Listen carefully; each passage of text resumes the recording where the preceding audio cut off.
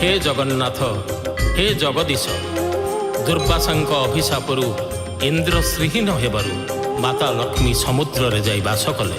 ब्रह्मांक उपदेश क्रमे देवता असुर मिसी समुद्र मंथन कले।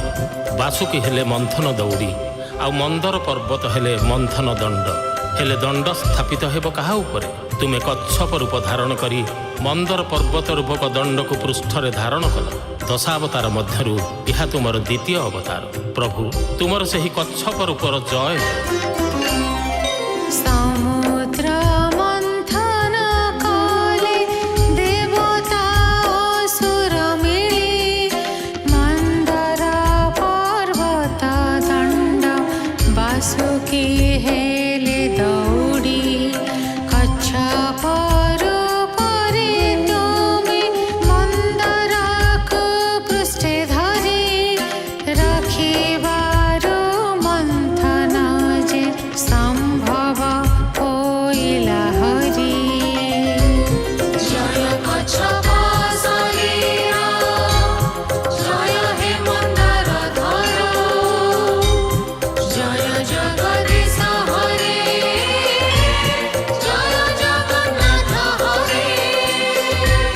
जगन्नाथ हे जगदीश हिरण्याक्ष नामक दैत्य ब्रह्मावर रे भीषण अत्याचारी हुई उठिथिला।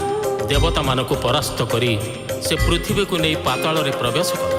धरणी जलमग्न थिला। तुमे पौष अमावास्या बा बकुल अमावास्या दिन बराह रूपरे हिरण्याक्ष को निपात करी पृथ्वी को निज दंत द्वारा जलर उत्तोलन करिथिला।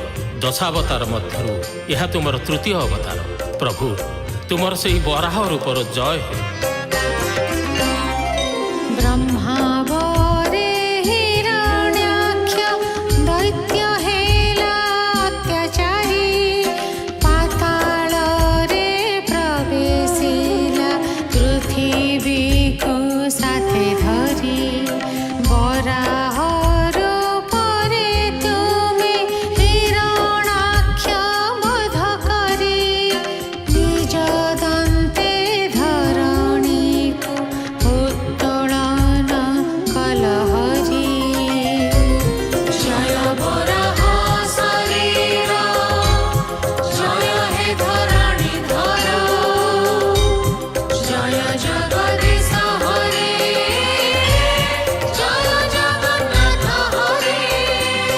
हे जगन्नाथ हे जगदीश हे केशव भक्त प्रह्लादर डाक शुणी तुमे स्तंभरू बाहरी अर्धेक नर और अर्धेक सिंह। तुमर से ही अद्भुत शरीर रे तुमे विशाल नख साहाय्य हिरण्यकशिपु असुरर शरीर रूपी भ्रमर को विदारण करथिला। दशावतार मध्यरु तुमर यह चतुर्थ अवतार। हे जगदीश तुमर से ही नरहरि बा नृसिंह रूपर जय।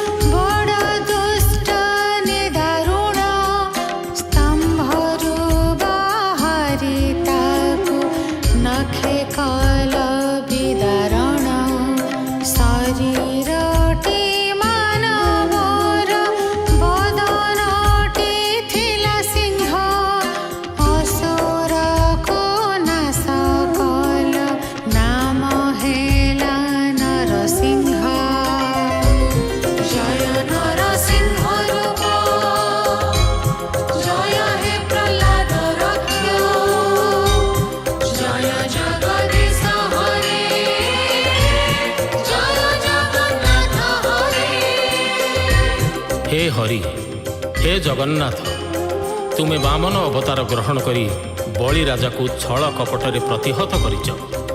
अति दानी बोली तांकर जो गर्व थिला ताहा गंजन करिछ।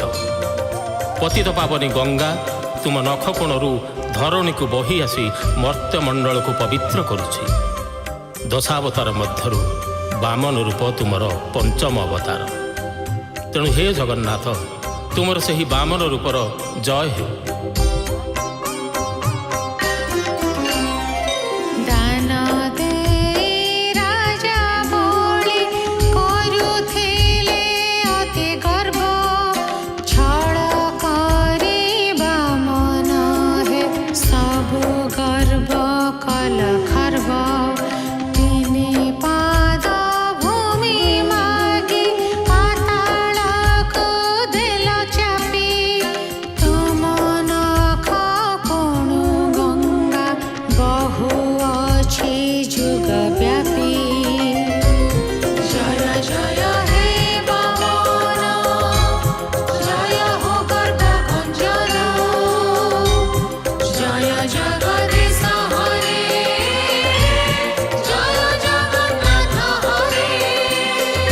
हे जगन्नाथ हे केशव पृथ्वी जेतेबळे क्षत्रिय राजा मानक अत्याचार त्राही त्राही डाकुला तुमे सेतबळे परशुराम रूप धारण कल तुम परशुरे एकविंश भार पृथ्वी क्षत्रिय वंश निपात कल से रक्त जगत को स्नान कराई पृथ्वी पाप ताप दूर कल दशावतार मध्यरु तुमर यह षष्ठ अवतार प्रभु तुमर सही परशुराम रूपर जय हो। परशुधर रूपनाथ अटई अति विक्रम अवनीपति कुलर तुमे जे साक्षात जम निक्षत्रिय कल पृथ्वी तुमे कविंशवर से रुधिरे स्नान करी पुष्पशील पाप भार जय परशुराम जय जय भृगुपति जय जय जगदीश हरे जय जगन्नाथ हरे। हे जगन्नाथ हे जगदीश तुमे दशरथ घरे जन्म नहीं जुग जुग पाई मर्यादा प्रतिष्ठा करी मर्यादा पुरुषोत्तम श्रीराम बोलाइल सागर रे सेतु बांधी दश मुंडधारी रावण को बध करी तार दश मुंड को इंद्र अग्नि जम नैऋत वरुण पवन कुबेर ईशान ब्रह्मा और अनंत रूपी दश दिगपाल को रमणीय बलि रूपे अर्पण करिछ दशावतार मध्यरु तुमर यह सप्तम अवतार हे जगन्नाथ तुमर से ही श्रीराम रूपर जय हो।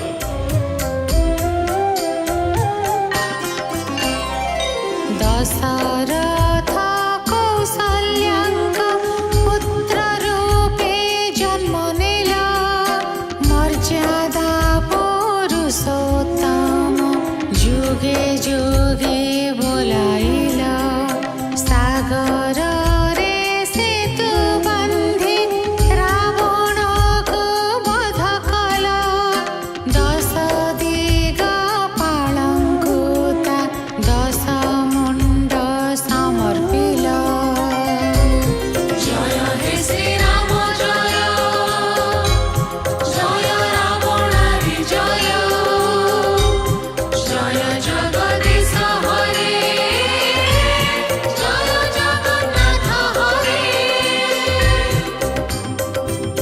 हे जगन्नाथ हे हरि हे केशव तुमे बलराम अवतार रे हलायुध धारण करिथिल नील मेघ परी तुमे जो नीलांबर परिधान करिथिल लंगल मुनरे विताड़ित हेबा भयरे ताहा डरी जाई जमुनार नील धारा परी शोभा पाउथिला दशावतार मध्यरु तुमर यह अष्टम अवतार हे प्रभु तुमर सही बलराम रूपर जय हो।